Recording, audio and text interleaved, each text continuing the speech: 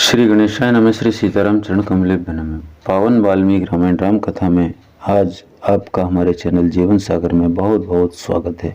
आइए बहुत ही शानदार प्रसंग कि महर्षि भरद्वाज भगवान श्री राम को चित्रकूट का रास्ता किस प्रकार बताते हैं और भगवान आगे बढ़ जाते हैं। शुरू करने से पहले मैं आप लोगों से निवेदन करता हूँ कि जो लोग चैनल पर पहली बार हैं आवश्यक रूप से सब्सक्राइब करें और वीडियो के अंत तक जाना नहीं भूलें, जिससे आपको पूरी जानकारी मिल सके। इन सब भगवान की लीलाओं को सुनने का क्या कारण है, क्यों सुना जाए, इसका भी मैं कारण आपको स्पष्ट किए देता हूँ कि जब आदमी का मन बहुत ही ज़्यादा चिंतित हो, बहुत ही ज़्यादा उद्वेग में हो, उस समय यदि हम भगवान की लीलाओं का मनन, श्रवण या पठन करते हैं तो निश्चित रूप से हमें मानसिक शांति मिलती है और हमारी जो पीड़ा का कारण है वह भी समाप्त होने लगता है। महर्षि भरद्वाज कहने लगे, रघुनंदन, तदंतर गंगा जी के जल के वेग से अपने प्रवाह के प्रतिकूल दिशा में मुड़ी हुई यमुना के पास पहुंचकर लोगों के आने जाने के कारण उनके पद चिन्हों से चिन्हित हुए अवतरण प्रदेश को अच्छी तरह देखभाल कर वहां जाना और एक बेड़ा बनाकर उसी के द्वारा सूर्य कन्या यमुना के उस पार उतर जाना। तत्पश्चात आगे जाने पर एक बहुत बड़ा बरगद का वृक्ष मिलेगा जिसके पत्ते हरे रंग के हैं। वह चारों ओर से बहुसंख्यक दूसरे वृक्षों द्वारा घिरा हुआ है। उस वृक्ष का नाम श्याम वट है। उसकी छाया के नीचे बहुत से सिद्ध पुरुष निवास करते हैं। वहां पहुंचकर सीता दोनों हाथ जोड़कर उस वृक्ष से आशीर्वाद की याचना करें। यात्री की इच्छा हो तो उस वृक्ष के पास जाकर कुछ काल तक वहां निवास करे अथवा वहां से आगे बढ़ जाए। श्याम वट के एक कोस दूर जाने पर तुम्हें नीलवन का दर्शन होगा। वहाँ चीड़ और बेर के भी पेड़ मिले हुए हैं। यमुना के तट पर उत्पन्न हुए बांसों के कारण वह और भी रमणीय दिखाई देता है। यह वही स्थान है जहाँ से चित्रकूट को रास्ता जाता है। मैं उस मार्ग में कई बार गया हूँ। वहाँ की भूमि कोमल और दृश्य रमणीय है। उधर कभी दावानल का भय नहीं रहता। वहाँ कभी भी जंगल में आग लगने का भय नहीं होगा। इस प्रकार मार्ग बताकर जब महर्षि भरद्वाज लौटने लगे तब श्री राम ने तथास्तु कहकर उनके चरणों में प्रणाम किया और कहा, अब आप आश्रम को लौट जाइए। उन महर्षि के लौट जाने पर श्री राम ने लक्ष्मण से कहा, सुमित्रानंदन, तुम्हारा कल्याण हो। ये मुनि हमारे ऊपर जो इतनी कृपा रखते हैं, इससे जान पड़ता है कि हम लोगों ने पहले कभी महान पुण्य किया है। इस प्रकार बातचीत करते हुए वे दोनों मनस्वी पुरुष सिंह सीता को ही आगे करके यमुना नदी के तट पर गए। वहाँ कालिंदी का स्रोत बड़ी तीव्र गति से प्रवाहित हो रहा था। वहां पहुंचकर वे इस चिंता में पड़े कि कैसे नदी को पार किया जाए, क्योंकि वे तुरंत ही यमुना जी के जल को पार करना चाहते थे।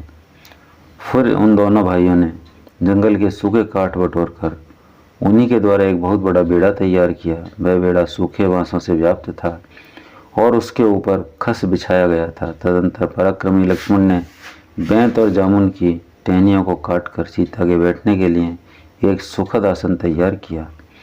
दशरथ नंदन श्री राम ने लक्ष्मी के समान अचिंत ऐश्वर्य वाली अपनी प्रिया सीता जी को कुछ लज्जित सी हो रही थी उस बेड़े पर चढ़ा दिया और उनके बगल में वस्त्र एवं आभूषण रख दिए। फिर श्री राम ने बड़ी सावधानी के साथ अपनी खंती और बकरे के चमड़े से मड़ी हुई पिटारी को भी बेड़े पर ही रख दिया। इस प्रकार पहले सीता को चढ़ाकर वे दोनों भाई दशरथ कुमार श्री राम और लक्ष्मण उस बेड़े को पकड़कर खेने लगे। उन्होंने बड़े प्रयत्न और प्रसन्नता के साथ नदी को पार करना आरंभ किया। यमुना की बीच धारा में आने पर सीता ने उन्हें प्रणाम किया और कहा, देवी, इस बेड़े द्वारा मैं आपके पार जा रही हूँ। आप ऐसी कृपा करें जिससे हम लोग सकुशल पार होकर आएं और मेरे पतिदेव अपनी वनवास विषयक प्रतिज्ञा को निर्विघ्न पूर्ण करें। इक्ष्वाकु वंशी वीरों द्वारा पालित अयोध्यापुरी में श्री रघुनाथ जी के सकुशल लौट जाने पर मैं आपके किनारे पर 1 सहस्त्र गौओं का दान करूंगी और सैकड़ों देव दुर्लभ पदार्थ अर्पित करके आपकी पूजा संपन्न करूंगी। इस प्रकार सुंदरी सीता हाथ जोड़कर यमुना जी से प्रार्थना कर रही थी। इतने में ही दक्षिण तट पर जा पहुंची।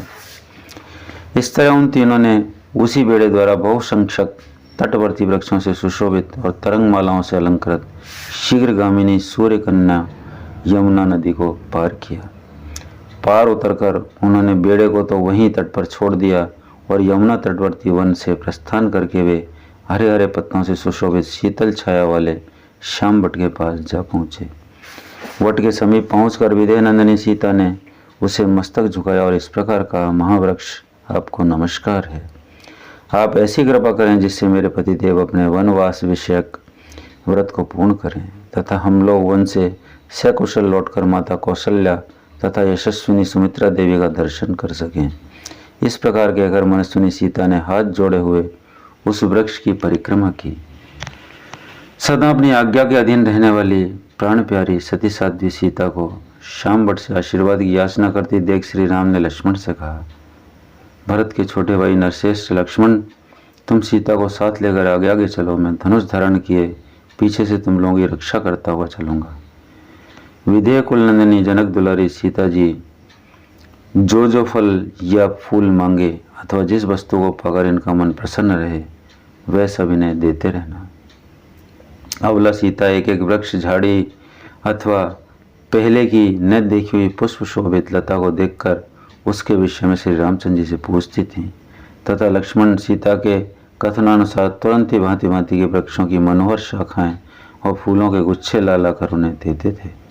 उस समय जनक राजकिशोरी सीता विचित्र बालों का और जलराशि से सुशोभित तथा हंस और सारसों के कलनाद से मुखारित यमुना नदी को देखकर बहुत प्रसन्न होती थी। इस तरह एक कोस की यात्रा करके दोनों भाई श्री राम और लक्ष्मण प्राणियों के हित के लिए मार्ग में मिले हुए हिंसक पशुओं का वध करते हुए यमुना तटवर्ती वन में विचरने लगे। उदार दृष्टि वाले वे सीता, लक्ष्मण और श्री राम मोरों के झुंडों की मीठी बोली से गूंजते हुए हाथियों और बानरों से भरे हुए सुंदर वन में घूम घूम कर शीघ्र यमुना नदी के समतल तट पर आ गए और रात में उन्होंने वहीं निवास किया। तदंतर रात्रि व्यतीत होने पर रघुकुल शिरोमणि श्री राम ने अपने जागने के बाद वहाँ सोए हुए लक्ष्मण को धीरे से जगाया और इस प्रकार कहा, शत्रुओं को संताप देने वाले सुमित्रा कुमार, मीठी बोली बोलने वाले शुक, पिक आदि जंगली पक्षियों का कलरव सुनो। अब हम लोग यहाँ से प्रस्थान करें क्योंकि प्रस्थान के योग्य समय आ गया है। सोए हुए लक्ष्मण ने अपने बड़े भाई द्वारा ठीक समय पर जगा दिए जाने पर निद्रा, आलस्य तथा राह चलने की थकावट को दूर कर दिया। फिर सब लोग उठे और यमुना नदी के शीतल जल में स्नान आदि करके ऋषि मुनियों द्वारा सेवित चित्रकूट के उस मार्ग पर चल दिए। उस समय लक्ष्मण के साथ वहाँ प्रस्थित हुए श्री राम ने कमल नयनी सीता से इस प्रकार कहा, विदेह राजनंदिनी, इस बसंत ऋतु में सब ओर से खिले हुए इन पलाश वृक्षों को तो देखो, ये अपने ही पुष्पों से पुष्पमालाधारी से प्रतीत होते हैं और उन फूलों की अरुण प्रभा के कारण प्रज्वलित होते से दिखाई देते हैं। देखो, ये भिलावे और बेल के पेड़ अपने फूलों और फलों के भार से झुके हुए हैं। दूसरे मनुष्यों का यहाँ तक आना संभव न होने से ये उनके द्वारा उपयोग में नहीं लाए गए हैं, अतः निश्चय इन फलों से हम जीवन निर्वाह कर सकेंगे। फिर लक्ष्मण से कहा, लक्ष्मण देखो, यहाँ के एक एक वृक्ष में मधुमक्खियों द्वारा लगाए हुए पुष्ट किए गए मधु के छत्ते कैसे लटक रहे हैं। इन सब में एक एक द्रोण मधु भरा हुआ है। वन का यह भाग बड़ा रमणीय है। यहाँ फूलों की वर्षा सी हो रही है और सारी भूमि पुष्पों से आच्छादित दिखाई देती है। इस वन प्रांत में यह चातक पी कहा की रट लगा रहा है। उधर वह मोर बोल रहा है, मानो पपीहे की बात का उत्तर दे रहा हो। ये रहा चित्रकूट पर्वत, इसका शिखर बहुत ऊंचा है। झुंड के झुंड हाथी उस ओर जा रहे हैं और वहाँ बहुत से पक्षी चहक रहे हैं। तात जहाँ की भूमि समतल है और जो बहुत से वृक्षों से भरा हुआ है, चित्रकूट के उस पवित्र कानन में हम लोग बड़े आनंद से विचरेंगे। सीता के साथ दोनों भाई श्री राम और लक्ष्मण पैदल ही यात्रा करते हुए यथा समय रमणीय मनोरम पर्वत चित्रकूट पर जा पहुँचे। इधर जब श्री राम गंगा के दक्षिण तट पर उतर गए तब गुह्य दुख से व्याकुल हो समुद्र के साथ बड़ी देर तक बातचीत करता रहा। इसके बाद वह समुद्र को साथ ले अपने घर को चला गया। श्री रामचंद्र जी का प्रयाग में भरद्वाज के आश्रम पर जाना, मुनि के द्वारा सत्कार पाना तथा चित्रकूट पर्वत पर पहुंचना, ये सब वृतांत श्रृंगवेर के निवासी गुप्तचरों ने देखे और लौटकर गुह्य को इन बातों से अवगत कराया। इन सब बातों को जानकर समुद्र गुह्य से विदा ले अपने उत्तम घोड़ों को रथ में जोत कर अयोध्या की ओर चल पड़े। उस समय उनके मन में बहुत दुख हो रहा था। वे मार्ग में सुगंधित वनों, नदियों, सरोवरों, गांवों और नगरों को देखते हुए बड़ी सावधानी के साथ शीघ्रतापूर्वक जा रहे थे। श्रृंगबेरपुर से लौटने के दूसरे दिन सायंकाल में अयोध्या पहुंचकर उन्होंने देखा सारी पुरी आनंद शून्य हो गई है। वहां कहीं एक शब्द भी सुनाई नहीं देता। सारी पुरी ऐसी नीरव थी मानो मनुष्यों से सूनी हो गई हो। अयोध्या की ऐसा दशा देखकर सुमंत्र के मन में बड़ा दुख हुआ। वे शोक के वेग से पीड़ित हो इस प्रकार चिंता करने लगे, कहाँ ऐसा तो नहीं हुआ कि श्री राम की विरहजनित संताप के दुख से व्यथित हो हाथी, घोड़े, मनुष्य और महाराज सहित सारी अयोध्यापुरी शोकाग्नि से दग्ध हो गई हो। इसी चिंता में पड़े हुए सारथी सुमंत्र ने शीघ्रगामी घोड़ों द्वारा नगर द्वार पर पहुंचकर तुरंत ही पुरी के भीतर प्रवेश किया। समुद्र को देखकर सैकड़ों और हजारों प्रवासी मनुष्य दौड़ आए और श्री राम कहाँ हैं ये पूछते हुए उनके रथ के साथ साथ दौड़ने लगे। उस समय सुमंत्र ने उन लोगों से कहा, सज्जनों, मैं गंगा जी के किनारे तक श्री रघुनाथ जी के साथ गया था। वहाँ से उन धर्मनिष्ठ महात्मा ने मुझे लौटने की आज्ञा दी। अतः मैं उनसे विदा लेकर यहाँ लौट आया हूँ। वे तीनों व्यक्ति गंगा के उस पार चले गए। यह सब जानकर लोगों के मुख पर आंसुओं की धाराएं बहने लगी। ओहो, हमें धिक्कार है। ऐसा कहकर वे लंबी सांसें खींचते और हा राम की पुकार मचाते हुए जोर जोर से करुण क्रंदन करने लगे। सुमंत्र से उनकी बातें सुनी वे झुंड के झुंड खड़े होकर कह रहे थे, हाय, निश्चय ही हम लोग मारे गए, क्योंकि अब हम यहाँ श्री राम जी को नहीं देख पाएंगे। दान, यज्ञ, विवाह तथा बड़े बड़े सामाजिक उत्सवों के समय अब हम कभी धर्मात्मा श्री राम को अपने बीच में खड़ा हुआ नहीं देख सकते। अमुक पुरुष के लिए कौन सी वस्तु उपयोगी है, क्या करने से उसका प्रिय होगा और कैसे किस किस वस्तु से उसे सुख मिलेगा, इत्यादि बातों का विचार करते हुए श्री रामचंद्र जी पिता की भांति इस नगर का पालन करते थे। बाजार के बीच से निकलते समय सारथी के कानों में स्त्रियों के रोने की आवाज़ सुनाई दी, जो महलों की खिड़कियों में बैठकर श्री राम के लिए संतप्त विलाप कर रही थी। राजमार्ग के बीच में जाते हुए सुमंत्र ने कपड़े से अपना मुंह ढक लिया। वे रथ लेकर उसी भवन की ओर चले गए जहाँ राजा दशरथ मौजूद थे। राजमहल के पास पहुंचकर वे शीघ्र ही रथ से उतरकर भीतर प्रवेश करके बहुत से मनुष्यों से भरी हुई 7 ड्योढ़ियों को पार कर गए। धनियों की अट्टालिकाओं, 7 मंजिले मकानों तथा राजभवनों में बैठी हुई स्त्रियां सुमंत्र को लौटा हुआ देख श्री राम के दर्शन से वंचित होने के दुख से दुर्बल और हाहाकार कर उठी। उनके कज्जल आदि से रहित बड़े बड़े नेत्र आंसुओं के वेग में डूबे हुए थे। वे स्त्रियां अत्यंत आर्त होकर अव्यक्त भाव से एक दूसरे की ओर देख रही थी।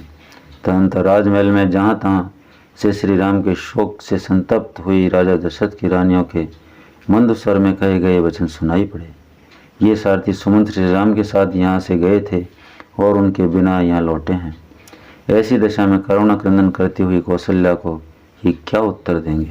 मैं समझती हूँ जैसे जीवन दुख जनित है, निश्चय उसी प्रकार इसका नाश भी सुकर नहीं है। तभी तो न्यायते प्राप्त अभिषेक को त्याग कर पुत्र के वन में चले जाने पर भी कौशल्या अभी तक जीवित हैं। रानियों की वह सच्ची बात सुनकर शोक से दग्ध से होते हुए सुमंत्र ने सहसा राजभवन में प्रवेश किया। 8वीं ड्योढ़ी में प्रवेश करके उन्होंने देखा राजा एक श्वेत भवन में बैठे और पुत्र शोक से मलिन, दीन एवं आतुर हो रहे हैं। मित्रों, बहुत ही हृदय स्पर्शी मार्मिक प्रसंग वाल्मीकि रामायण से महर्षि वाल्मीकि के द्वारा रचित उनका अनुभव मैंने आपके साथ शेयर किया।